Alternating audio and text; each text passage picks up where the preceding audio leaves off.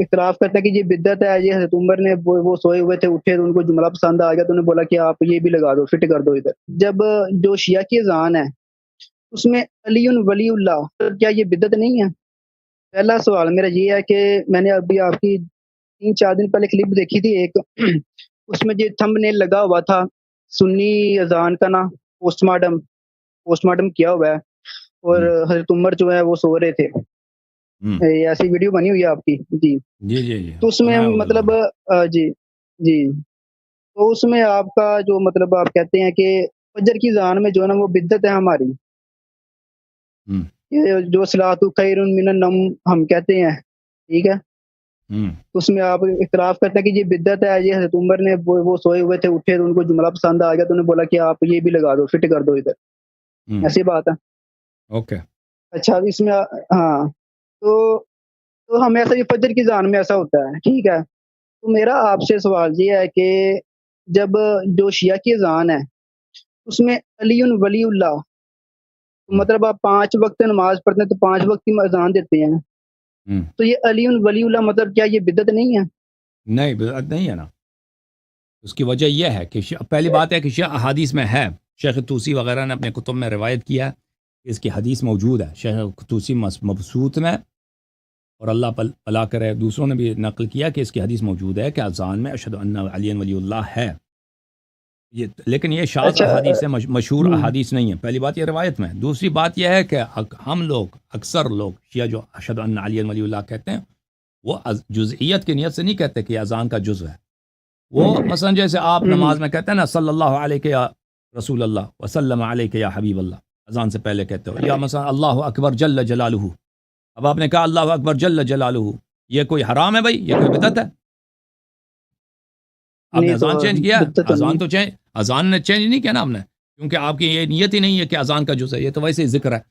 آپ اذان کے درمیان، اذان کے جملوں کے درمیان کوئی ذکر پڑھنا چاہیں اس میں ممانعت نہیں ہے۔ تو اسی طرح اشہد ان علی ولی اللہ جو شیعہ پڑھتے ہیں اکثر وہی کرتے ہیں کہ اس کو نیت یہ نہیں کرتے کہ اذان کا جزو ہے،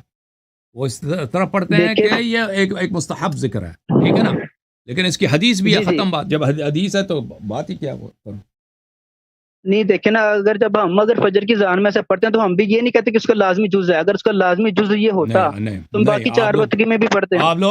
لوگ یہ نہیں کہتے کہ یہ جز نہیں ہے، آپ لوگ کہتے پھر اس کی حدیث ہی نہیں ہے، خیر من النوم کی حدیث ہی نہیں ہے نا، اشہد ان علی ولی اللہ کا شیعوں کے پاس حدیث ہے، تمہارے پاس تو حدیث ہی نہیں ہے۔ میری بات سنیں نا، میری بات سنیں، جب آپ نے ریفرنس دی ہے ابن ماجہ سے اور امام المالک الموطا سے دیا ریفرنس کہ فجر کی جی اذان میں ہم بولتے ہیں الصلاۃ خیر من النوم، تو آپ نے بولا کہ جس صحابہ کو ایسے وہ نا وہی نازل ہوئی تھی، اول تو ایسا نہیں بولنا چاہیے، خواب میں جو ہمیں بتایا گیا، خواب میں ان کو خواب میں بتایا گیا تھا، ایسے میں یہ بھی نہیں کہتا کہ خواب ان کو آیا۔ پھر آپ نے بولا جی سب سے پہلے جب شب معراج پہ آپ صلی اللہ علیہ وسلم گئے تو ادھر حضرت جبریل علیہ السلام نے اذان دی، ایسے بولا آپ نے، قامت دی، ایسا بھی بولا آپ نے، جی جی جی۔ پھر زمین پر حضرت جبریل علیہ السلام آئے،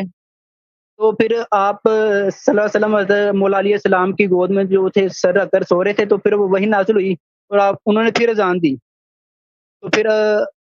آپ صلی اللہ علیہ وسلم نے حضرت علی کو بتایا اور پھر حضرت بلال کو بلایا، تو تب جب یہ اذان مطلب وہی جب آئی اذان کی تو تب کیا یہ الفاظ موجود تھے علی ولی اللہ؟ عرض یہی ہے کہ حدیث ہے نا، عرض یہی ہے ہمارے پاس احادیث میں موجود ہے کہ اذان، ویسے اشہد ان علی ولی اللہ تو رسول پاک صلی اللہ علیہ وسلم نے عرش پہ پڑھا ہے، اس کی حدیث تو بہت زیادہ ہے، جبرائیل نے اشہد ان علی ولی اللہ سنایا، یہ تو بہت اس کے حدیث ہیں، اذان خصوص اذان میں، اذان کے خصوص میں بھی روایت ہے، جی ہاں، لیکن وہ روایت شیعہ کتب، شاذ زوال مطلب کیا؟ یعنی غیر مشہور، شاذ زوال کے کیا مطلب؟ غیر معروف، جی ہاں۔ اچھا اب میرا اس پہ ایک اور بھی یہ سوال ذہن میں آتا ہے، اگر تب علی ولی اللہ تب بھی بولا جاتا تھا آپ کی حدیث کے مطابق، تو پھر صحابہ میں جب یہ چیز پہلے سے اذان میں موجود تھی کہ علی ولی اللہ، تو پھر یہ خلافت کا تو مسئلہ ہی پیدا نہیں تھا ہونا چاہیے اگر تو تب ایسے اذان دی جاتی تھی۔ دیکھو جب حضرت موسیٰ علیہ السلام نے اپنے امت کو بتایا کہ تم میرے بعد ہارون علیہ السلام کی اتباع کرو، تو ان کے صحابی، سب صحابی تھے، انہوں نے کیا کیا؟ سب صحابی نے وہ ہارون علیہ السلام سے کہا کہ تو حرکت کرے، ہم تمہیں قتل کریں گے، اور انہوں نے ایک بچڑا بنایا اور بچڑے کے سامنے انہوں نے نماز تراویح شروع کر دی، نماز جماعت،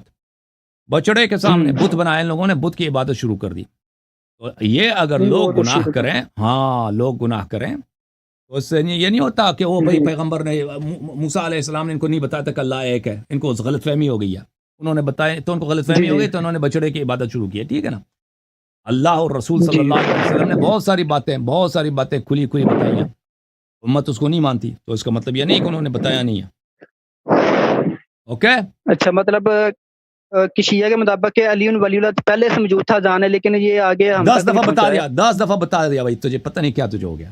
پھر کہہ رہا کہ شیعہ کے مطابق موجود ہے یا موجود نہیں، 10 دفعہ بتا دیا بھائی۔